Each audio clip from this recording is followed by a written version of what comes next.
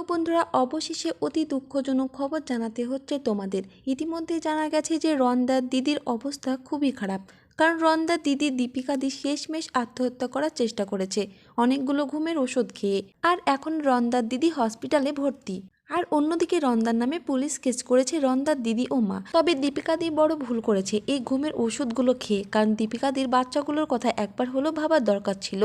তাহলে কি আমরা ভেবে নিব দীপিকা দি হেরে যাওয়ার কারণে এই নাটকগুলো করছে? তবে দীপিকা দি এই ঘুমের ওষুধগুলো না খেয়ে তারা দুই ভাই বোন মিলে এই ব্যাপারটা মিটিয়ে নেওয়া ভালো ছিল। কারণ দীপিকা দি বড় মূর্খামির কাজ করেছে, তার উচিত ছিল এই ব্যাপারটা মিটিয়ে নেওয়া। আর তা না করে দীপিকা দি উল্টে ব্যাপারটাকে আরো বড় সড়ো করে ফেলেছে।